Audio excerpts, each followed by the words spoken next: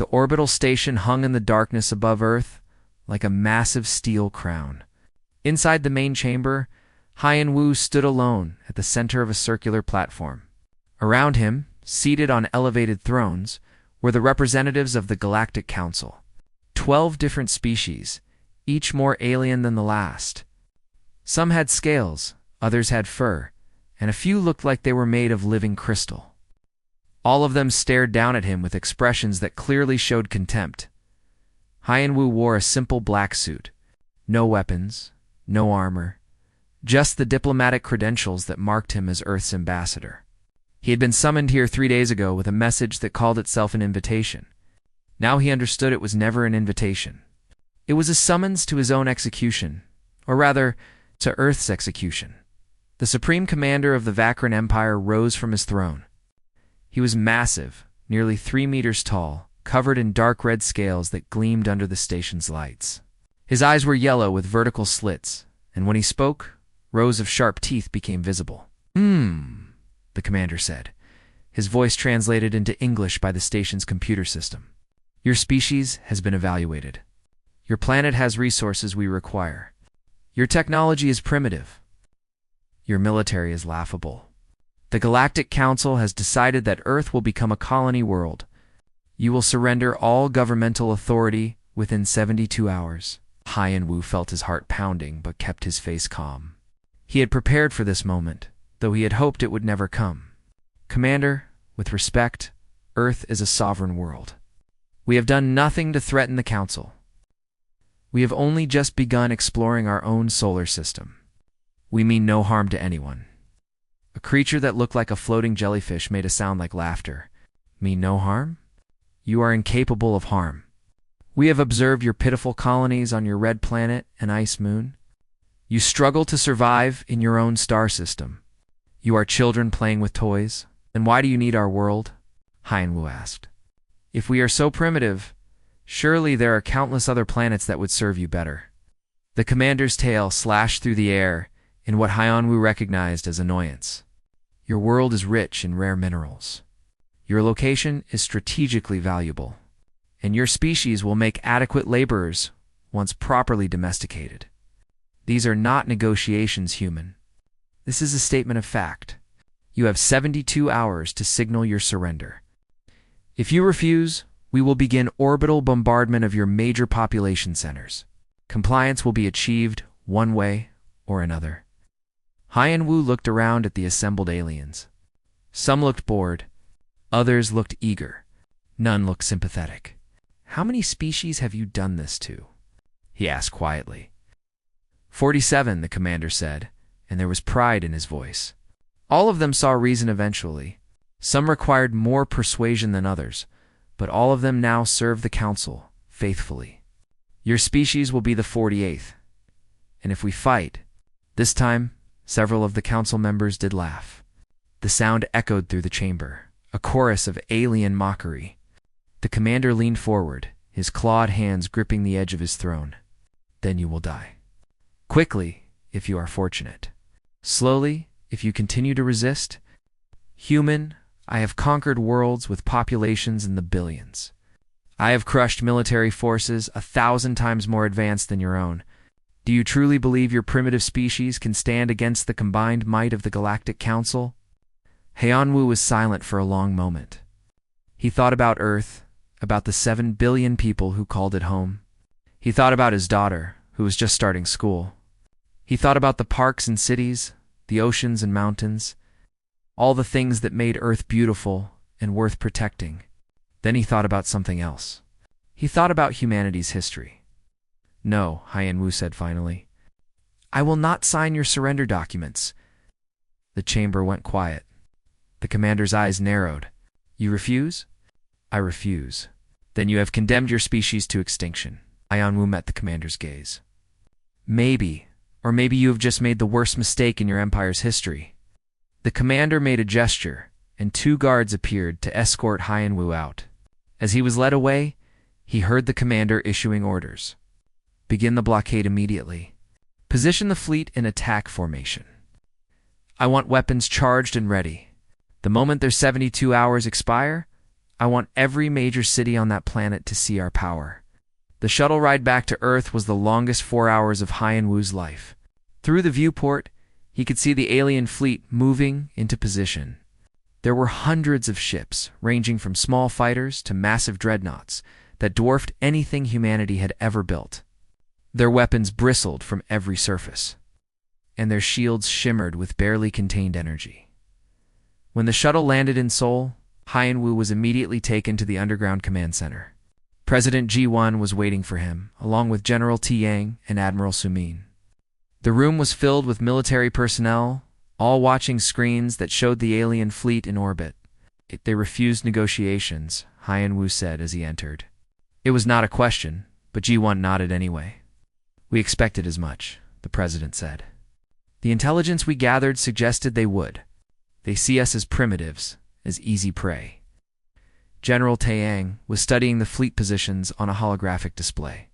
He was an older man with gray hair and sharp eyes that missed nothing. "They are arrogant. Look at their formation. It is designed to intimidate, not to defend. They think we will surrender before they fire a single shot."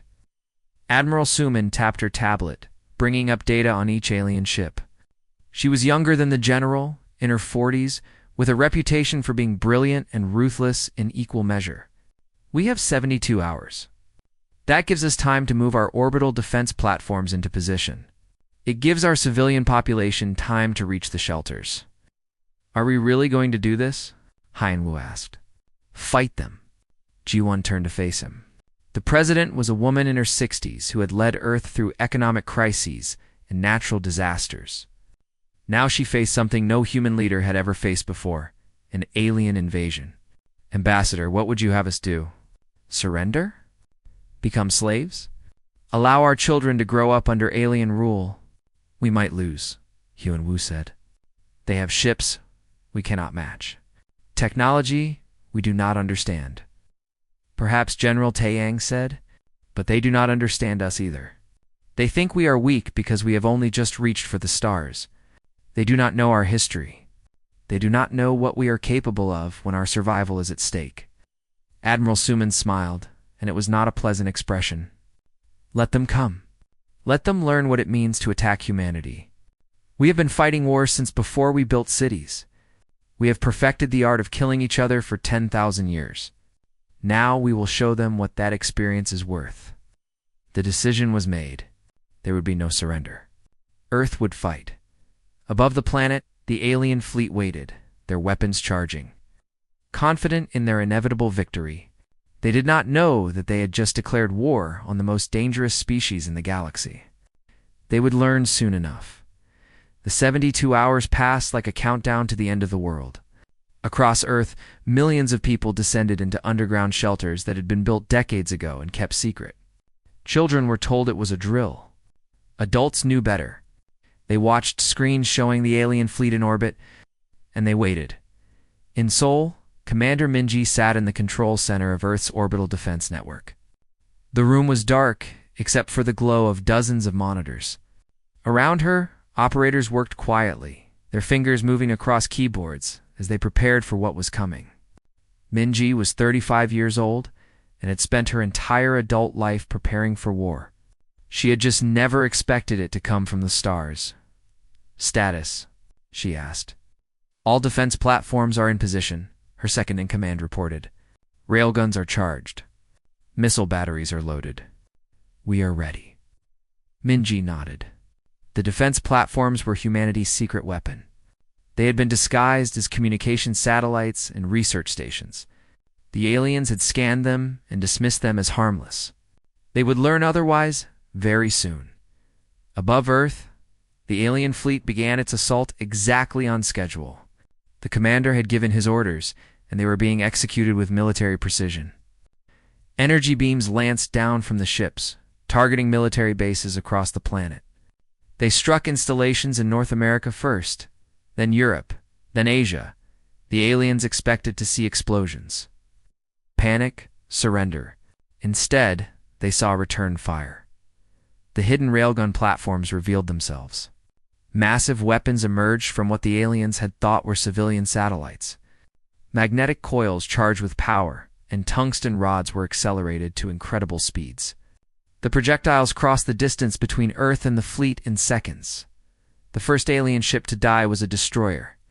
The railgun round punched through its shield as if it did not exist, then tore through the hull from bow to stern. The ship broke apart in a silent explosion of atmosphere and debris. 3 more ships died in the next 10 seconds. In the alien flagship, alarms screamed. The commander stared at his displays in disbelief. "How?" he demanded. "Those were civilian satellites. Our scans showed no weapons." His tactical officer's face showed fear. "Commander, they fooled our sensors. Those platforms are military installations, and they are extraordinarily powerful. Turn fire. Destroy them all?" But the platforms were moving now, using small thrusters to change position constantly. The aliens tried to target them, but by the time their weapons locked on, the platforms had already moved. Human computers calculated trajectories faster than the aliens could respond. More railgun rounds tore into the fleet. Captain Jae-hin launched from the hidden base in the Pacific Ocean. His fighter was small, barely larger than an ancient jet, but it was fast. Around him, 50 more fighters launched in perfect formation. They had been waiting underwater, concealed in submarines that the aliens never detected. "All wings, this is Phoenix Leader Jae-hin," said into his radio. "Engage at will. Show them what humans can do." The fighters accelerated upward on columns of plasma. They had quantum drives, experimental technology that humanity had developed in secret. The aliens had faster-than-light travel, but their ships were large and slow. The human fighters were small and impossibly fast. Jae-hin selected his first target, a frigate that was bombarding a base in South America. He armed his missiles and fired. The weapons were simple compared to alien technology, just chemical rockets with explosive warheads. But they were fast, and there were many of them. The frigate's shields held against the first missile, and the second. But the third, fourth, and fifth hit the same spot, and the shield collapsed. The sixth missile struck the hull and detonated. The frigate's engines exploded, sending the ship tumbling out of control. All across the battlefield, human fighters swarmed the alien fleet like angry insects. The aliens tried to swat them away, but there were too many, moving too fast. For every fighter destroyed, 2 more appeared. The humans used tactics the aliens had never seen before. Diving in close, where the big ship's weapons could not track them. Firing at weak points, then racing away before return fire could catch them. On the ground, Major Hae-won watched the battle from the command post outside Tokyo. She was responsible for civilian evacuation in the Asian sector. And so far, things were going according to plan. The shelters were at 90% capacity. The remaining civilians were being transported to safe zones. Then her radar operator shouted a warning. "Major, alien landing craft incoming. 30 vessels, descending fast." Hae-won moved to the display. The aliens were attempting a ground assault. They probably thought Earth's defenders were all in space. They were wrong. "Alert all ground units. Prepare to engage. Let them land.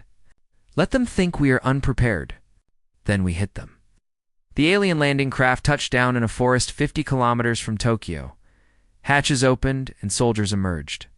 They were Vakran warriors, each one nearly 3 meters tall, armed with energy weapons, and protected by personal shields. 200 of them formed up in military formation and began marching toward the city. They made it 3 kilometers before the ambush. Lieutenant Sung-ho had positioned his mechanized infantry in the forest. They had been waiting in silence for 20 minutes, concealed by camouflage nets and thermal dampers. Now he gave the order to fire. Railgun rifles cracked in the darkness. The sound was sharp and brutal. The first volley killed 30 aliens before they even knew they were under attack. Their shields were designed to stop energy weapons, not solid projectiles moving at supersonic speeds. The tungsten rounds punched through shield and armor like paper. The aliens scattered and returned fire. Energy beams turned trees into ash and carved furrows in the earth. But they could not see their enemy. Sung-ho's troops were wearing thermal camouflage and using night vision. To the alien sensors, they were invisible. It was a massacre.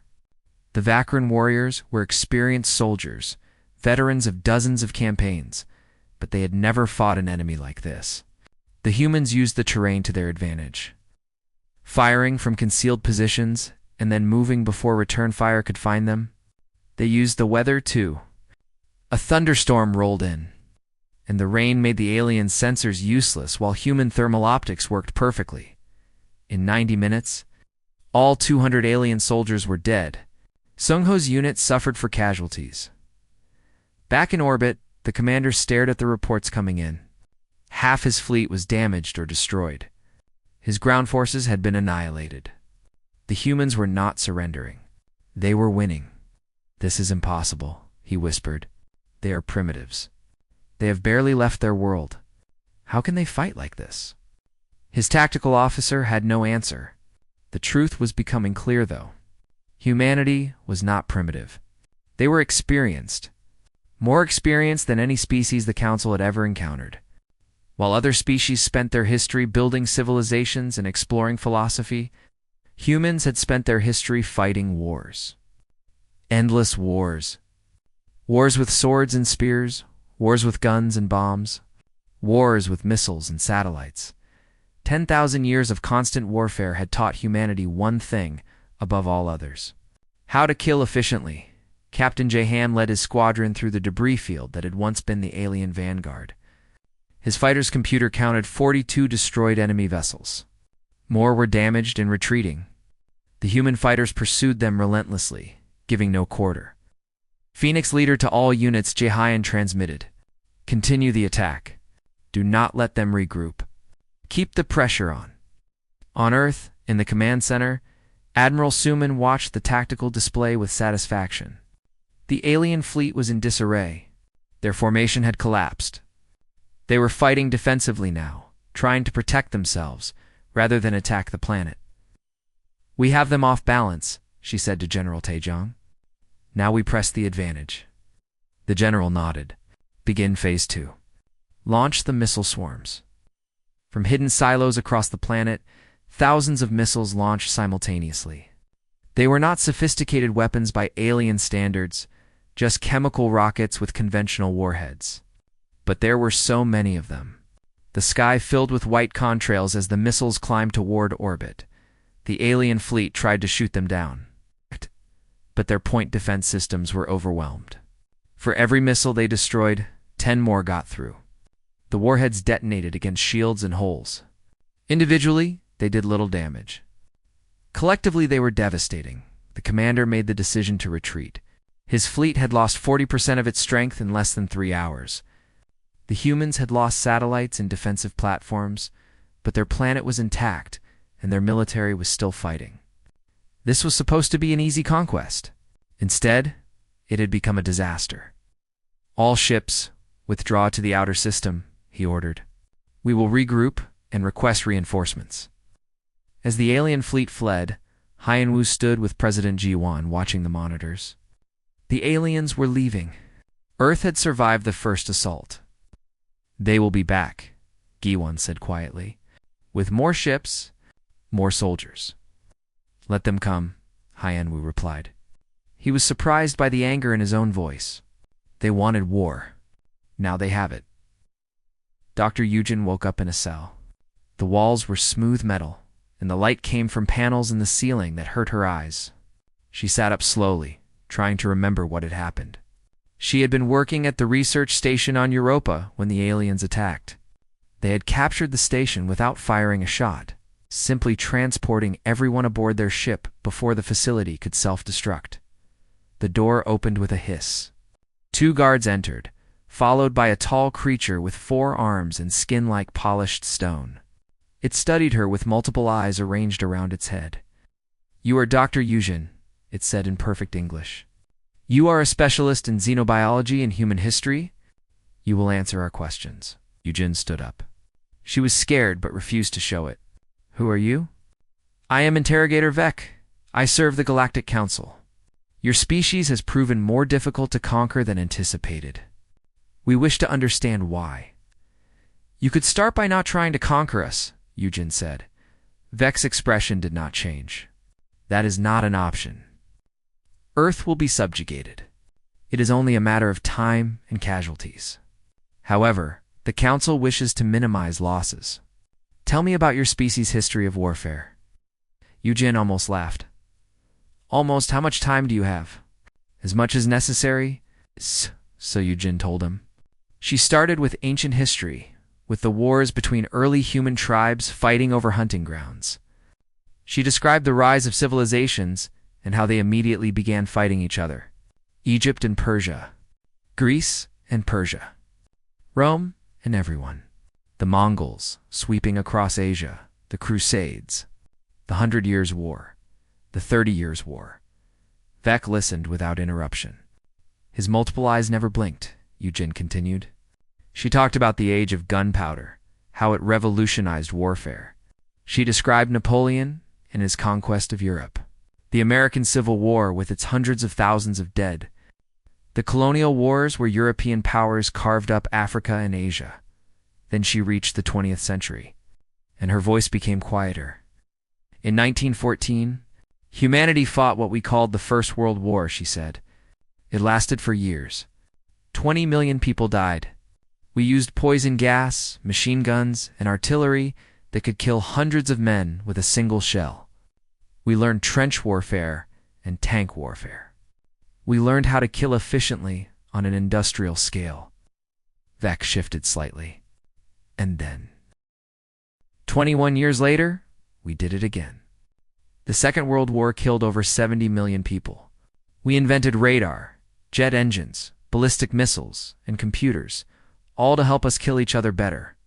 We developed weapons that could destroy entire cities in seconds. Nuclear bombs. We dropped two on cities full of civilians. Hundreds of thousands died instantly. Hundreds of thousands more died slowly from radiation. Your species killed its own people? With weapons of mass destruction? Yes, and we built more of those weapons. Thousands of them. Enough to destroy our entire planet many times over. We called it mutually assured destruction. We were prepared to end our species rather than surrender to each other. Vec was silent for a long moment. When he spoke again, his voice had changed. There was something in it that Yujin recognized. Fear. Continue. After the World Wars, we kept fighting. Korea, Vietnam, Afghanistan, the Middle East, Africa. We fought with conventional weapons and guerrilla tactics. We learned urban warfare and asymmetric warfare. We developed drones and precision missiles. We put weapons in space and on the ocean floor. We never stopped, interrogator. In 10,000 years of recorded history, humanity has never known true peace. We have always been at war somewhere, with someone. Why? Vec asked. What drives your species to such violence? Yujin thought about that. I think it is because we know we are not the strongest species on our planet. We have always had predators, animals that could kill us easily. So we learned to fight. We learned to make weapons. We learned to work together to bring down enemies much larger than ourselves. And once we had those skills, we turned them on each other. We competed for resources, for territory, for ideological reasons. We have killed each other for gods and kings and ideas. And every time we fought, we got better at it. While Yujin was being interrogated, Admiral Sumin was planning the next phase of the war. The alien fleet had retreated to the outer solar system, regrouping near Saturn. Intelligence suggested they were waiting for reinforcements. That gave Earth time to prepare. We need to take the initiative, Sumin said to her staff. If we wait for them to return with more ships, we will be overwhelmed. We must strike now while they are vulnerable. Captain Bora studied the tactical display. She commanded the heavy cruiser Indomitable, humanity's most powerful warship. Around her 20 destroyers and 30 frigates comprised Earth's deep space fleet. It was not much compared to the alien armada, but it would have to be enough. Their supply lines are exposed, Biora said, highlighting several routes on the display. They need fuel and ammunition. If we can disrupt their convoys, we can slow down their reinforcement schedule.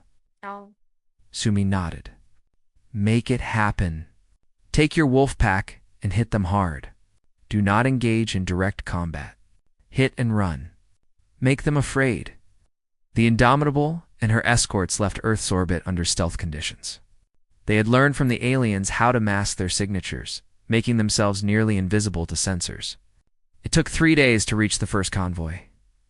Biara watched through her ship's cameras as the alien transport vessels moved through space. They were huge, each one carrying enough supplies to sustain a fleet for months. They were escorted by only 6 warships. The aliens still did not understand what they were facing. "All ships, this is Indomitable," Biora transmitted. "Fire on my mark. Target the escorts first." The human ships opened fire simultaneously. Railgun rounds and missiles filled the space between the fleets. The alien escorts tried to respond, but they were outnumbered and caught by surprise. 3 of them died in the first volley. The remaining 3 turned to fight, giving the transport vessels time to flee. That was exactly what Biora wanted. Pursue the transports. Ignore the escorts. The human destroyers were faster than the alien transports. They caught up quickly and began firing into the massive ship's engines. One by one, the transports lost power and began drifting. The human ships did not destroy them. They disabled them and left them floating in space. Useless. The alien escorts tried to protect their charges, but the human ships were too fast, too coordinated. When the battle ended, all 6 transports were disabled and 4 escorts were destroyed. The 2 surviving escorts fled to report what had happened. Biora's wolf pack conducted 4 more raids over the next 2 weeks. They struck convoys, supply depots, and isolated ships. They used ambush tactics, never staying in one place long enough for the aliens to mount a proper response. The aliens grew paranoid, assigning more escorts to their convoys, which meant fewer ships available for combat. Meanwhile, Engineer Donghan was working on a different kind of weapon. He sat in a laboratory deep underground, surrounded by alien technology that Earth's forces had captured. Computers, weapons, ship components. He had been studying them for months, learning how they worked. Now he was building a virus. Not a biological virus, but a computer virus specifically designed to attack alien systems. Human computer architecture was completely different from alien systems. That difference could be weaponized. "It is ready," Donghan told General Taeyang. "When we get this into their network, it will spread to every ship they have. It will cause random failures. Weapons, systems, life support, navigation. Nothing catastrophic at first, just annoying. But it will get worse over time. How do we deliver it?" Taeyang asked. Donghan smiled. It was not a nice smile. "We let them capture one of our ships. The virus is hidden in our computer core. When they try to access our data, it will infect their systems. They will never know what hit them." A week later, a human destroyer allowed itself to be caught by an alien patrol. The crew evacuated in escape pods, and the aliens towed the ship back to their fleet. Their technicians immediately began analyzing the human computer systems, trying to learn how they worked. The virus spread through their network like wildfire. Within hours, ships across the alien fleet began experiencing malfunctions. Weapons would not charge properly. Sensors gave false readings. Environmental systems fluctuated randomly.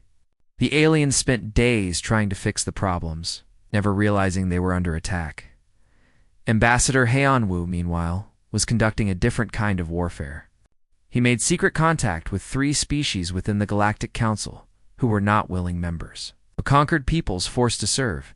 He offered them a simple deal: help humanity, and Earth would help them win their freedom. The first species to accept was the Korathi, peaceful people who had been conquered 200 years ago. They provided intelligence about alien fleet movements and weak points in the Council's political structure. The second was the Mirathi, who controlled much of the Council's food production.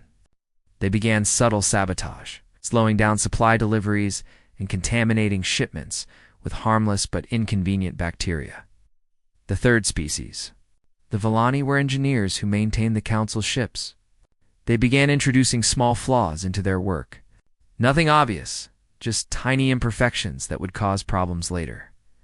The Galactic Council's unity began to fracture. Species that had worked together for centuries suddenly stopped trusting each other. The commander demanded answers. But his advisors could not explain why everything was going wrong. On Earth, General Taeyong watched reports of the chaos with satisfaction. "We are not just fighting a military war," he told his staff. "We are fighting a psychological war. We are making them doubt themselves. We are showing them that they cannot control us. And we are showing their subject races that rebellion is possible." The war was entering a new phase. Humanity was no longer defending. They were attacking. 6 months had passed since the war began. Earth's cities were scarred but standing. The orbital defenses had been rebuilt and strengthened. The population had adapted to life under the constant threat of attack. Children went to school in underground bunkers. Farms were built beneath the surface. Humanity had learned to survive. But survival was not enough. President Ji-won stood before the United Earth Council and announced the decision that would change everything. "We are taking the war to them. We will strike at the heart of the Galactic Council. We will show them that humanity cannot be caged." Fleet Admiral Kun-so commanded the largest military force humanity had ever assembled. 200 warships, from massive carriers to small frigates. 50,000 Marines trained for ground combat in alien environments. And most importantly, the element of surprise.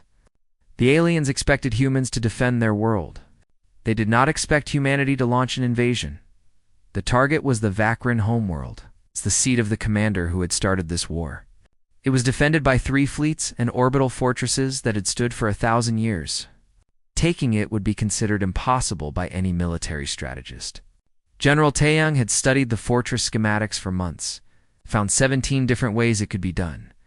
The human fleet approached the Vakran system using routes that should have been impossible. They traveled through asteroid fields that would destroy normal ships. They skimmed so close to stars that their hulls glowed red from the heat. They used gravitational slingshots around planets to build up enormous speed. Human pilots flew with a recklessness that terrified their enemies and amazed their allies. Commander Young-soo led the stealth wing. His ships were coated in materials that absorbed sensor sweeps and masked their heat signatures. They had been designed specifically for deep penetration missions. 12 ships, each one carrying enough firepower to cripple a space station. They entered the Vakran system 2 days before the main fleet. They moved slowly, using minimal thrust, drifting like debris. The alien sensors swept over them a dozen times and detected nothing. Young-soo brought his ships into orbit around Vakran, prime and waited. The main alien defense fleet was positioned around the planet in a standard defensive sphere. Thousands of ships, all of them confident that they were safe in their home system. They had sensors watching every approach route. They had patrol ships sweeping the system constantly. They had never been attacked at home before. They did not believe it was possible. Fleet Admiral Kun-soo, to prove them wrong. The human fleet emerged from faster-than-light travel at the edge of the system. They did not slow down. They accelerated, pushing their drives to maximum power. The alien sensors detected them immediately. But by the time the defensive fleet could respond, the humans were already moving at combat speed. "All ships, this is Admiral Kwang-soo. Execute attack pattern Delta. Hit them from all sides. Do not give them time to organize." The human fleet split into 5 groups, each one approaching from a different vector. The aliens tried to turn to meet the threat, but they could not defend all directions at once. The human ships opened fire while still at extreme range. Missiles and railgun rounds filled the space between the fleets. The first wave of attacks destroyed 200 alien ships. The second wave destroyed 300 more. The aliens finally managed to return fire, but the human ships were not where the aliens expected them to be. They had changed course using short, faster-than-light jumps, a tactic the aliens had never seen before. It was dangerous, using FTL drives inside a gravity well, but humans did not care about danger. They cared about winning. While the space battle raged, Commander Young-soo made his move. His stealth ships activated simultaneously, dropping their sensor masks and launching missiles at the orbital fortresses. The massive stations tried to respond, but they were designed to defend against external attacks, not strikes from ships already in orbit. Explosions bloomed across the fortress's surfaces. Atmosphere vented into space. Power systems failed. In 15 minutes, Ungsu's 12 ships had neutralized defenses that had protected the Vakran homeworld for a millennium. "Ground forces, you are clear for landing," Youngsu transmitted. "Good hunting." The troop transports descended through the atmosphere. Colonel Ji-hai stood in the cargo bay of the lead transport. Surrounded by 500 Marines of the 1st Expeditionary Force, they wore power armor and carried weapons designed specifically for this mission. Every soldier had trained for months in simulated Vakran environments. Now they would test that training in reality. The transport touched down on the surface of Vakran Prime's largest moon. The gravity was lower than Earth, and the atmosphere was thin but breathable. Ji-hai led her troops out of the transport and toward the military base that dominated the moon's surface. The Vakran defenders had not expected a ground assault. They were positioned to repel orbital attacks, not infantry assaults. Ji-hai's Marines hit them from 3 sides simultaneously, using tactics developed in 100 Earth conflicts. They used smoke grenades to blind sensors. They used sonic weapons to disorient defenders. They used shape charges to breach walls and railgun fire to suppress enemy positions. The battle for the moon base lasted 6 hours. The Vakran soldiers fought with courage and discipline. They had superior numbers and defensive positions, but they had never faced an enemy like humans. Every Marine in Ji-hai's force was a veteran of some conflict on Earth. They had trained in deserts and jungles, mountains and cities. They knew 1,000 ways to kill and had learned them all through hard experience. When the battle ended, the Vakran flag was lowered and the Earth flag was raised over the conquered base. It was the first time in human history that their banner flew over territory on an alien world. It would not be the last. In orbit, the space battle continued. The human fleet had lost 40 ships, but they had destroyed over 1,000 alien vessels. The Vakran defense fleet was in chaos. Ships tried to retreat but had nowhere to go. Ships tried to fight, but were outnumbered and outmaneuvered.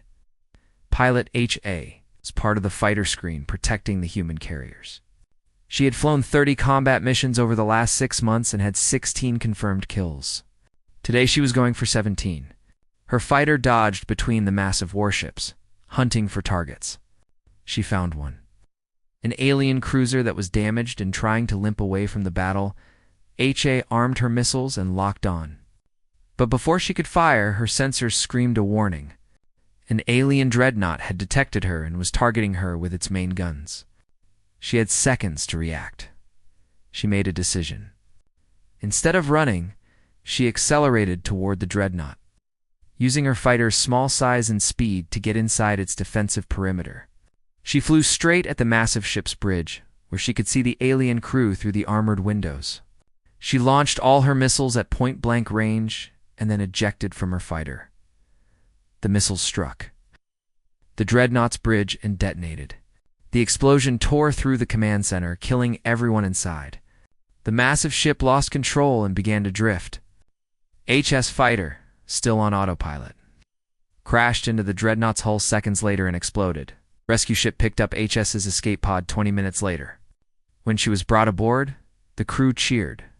Her suicide run, which was not actually suicide, had destroyed one of the most powerful ships in the alien fleet. She would receive the Medal of Valor and become a legend among human pilots. On the surface of Vakran Prime, the planetary government was in panic. Their military had been defeated. Their orbital defenses were gone. Human ships now controlled the space above their world. President G1 transmitted a message directly to the Vakran leadership. "This is President G1 of Earth. You have attacked our world without provocation. You have killed our people. You have tried to enslave our species. Now you will face the consequences. Surrender your military forces immediately, or we will begin orbital bombardment of your military installations. You have 1 hour to decide." Kryn leaders debated frantically. Some wanted to fight to the last. Others recognized that continued resistance would only lead to more destruction. Finally, the decision was made. They would surrender.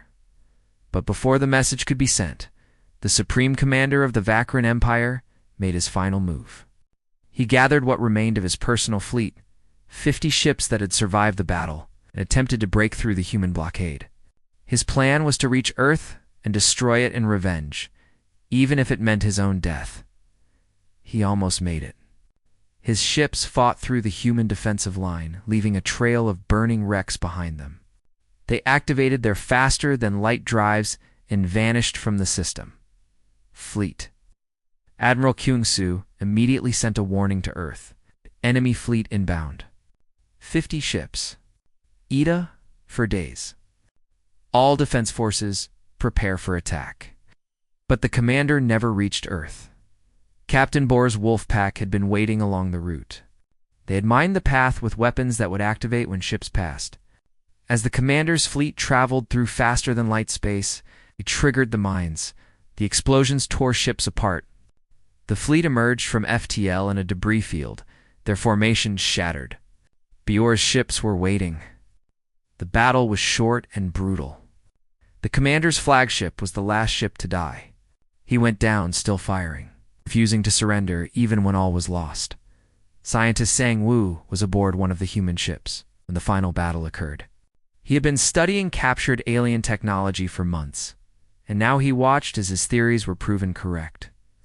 Human and alien technology could be integrated. Humanity could learn from the aliens, adapt their advances, and make them even better. Within weeks of capturing the Vakran technology, human engineers had improved it. The war was turning in humanity's favor. The Galactic Council's empire, which had stood for centuries, was crumbling. Subject species were rebelling across a dozen worlds. The Council's fleets were defeated or scattered.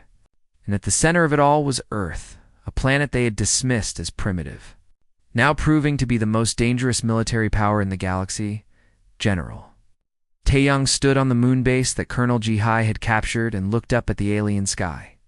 Earth was not visible from here, but he thought about it anyway. His home. The world that had given birth to a species capable of this.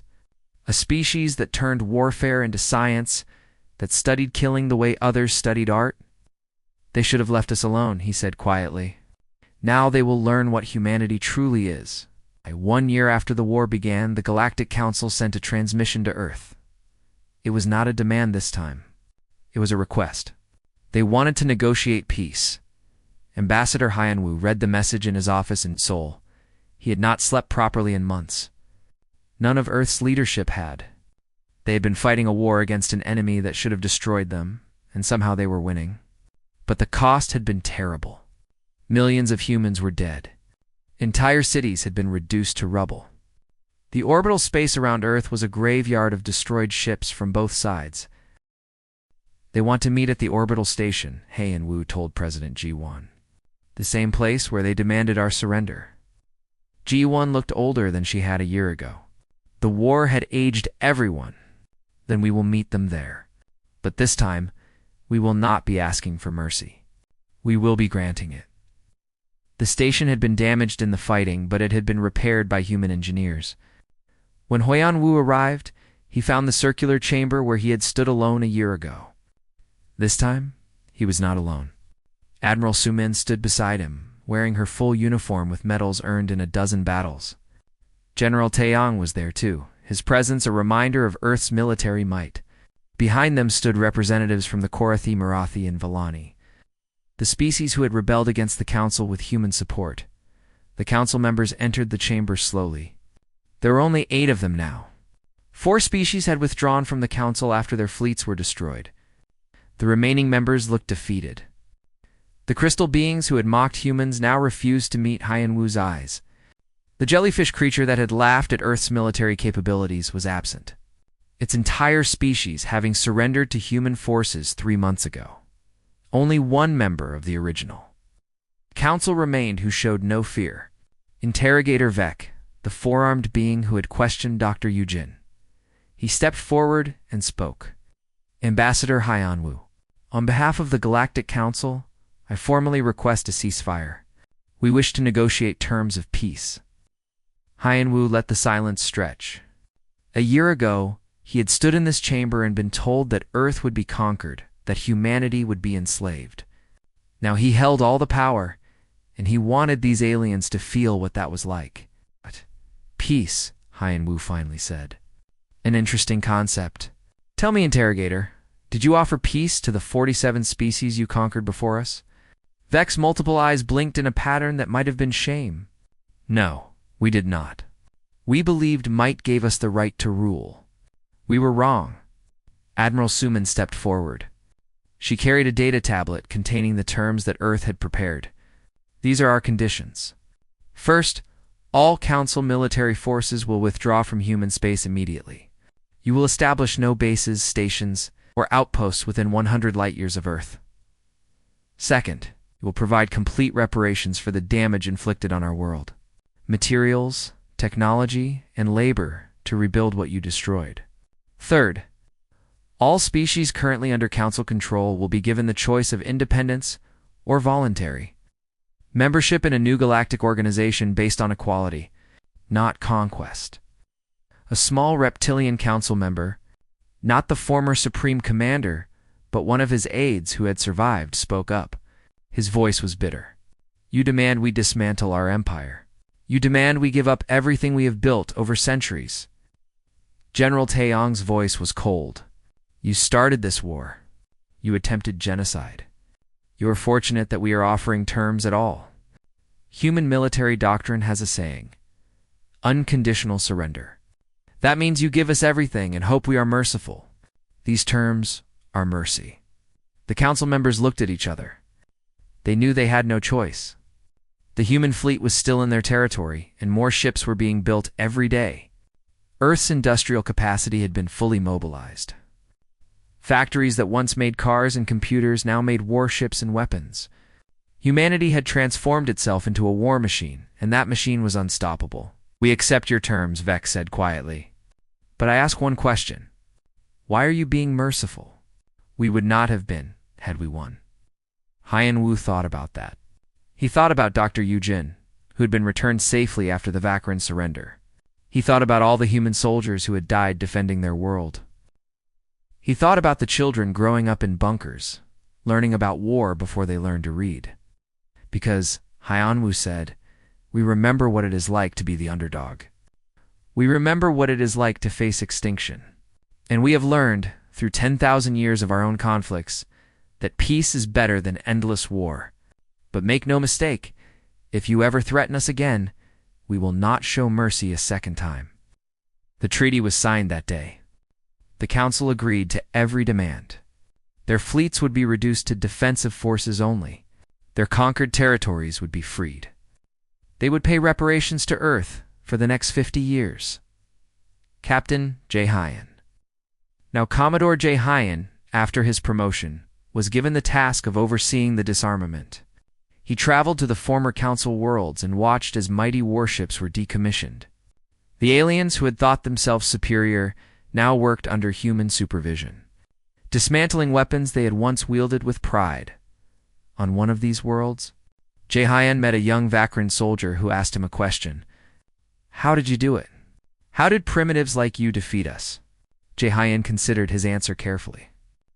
We are not primitives. We are survivors. Every species in the galaxy had to fight to survive, yes, but most of you stopped fighting once you achieved space travel. You turned your attention to exploration and science. Humanity never stopped fighting. We fought each other for resources, for territory, for ideas. We developed weapons and tactics that you cannot imagine. We learned that the key to survival is not being the strongest or the smartest, but being the most adaptable. And when you attacked us, you gave us a common enemy. You united a species that had spent millennia divided. The young soldier thought about that. What will you do now? Will you conquer us, as we tried to conquer you?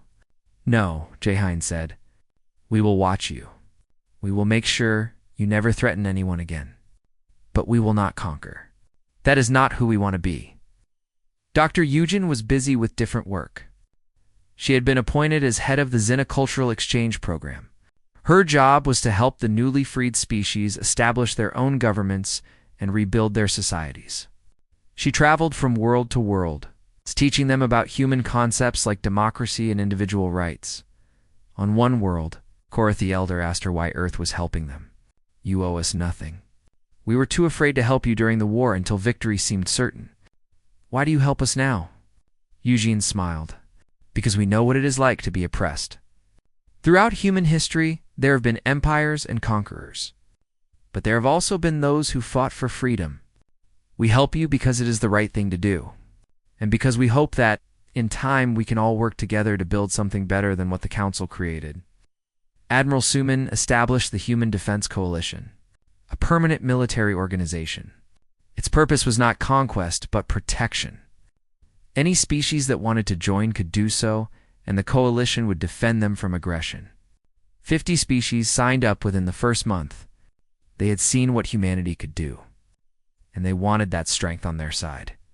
The coalition's first major action was defending a small agricultural world from pirates.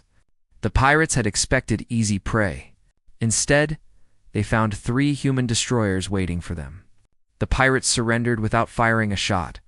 Word spread quickly through the galaxy. Any world under coalition protection was safe.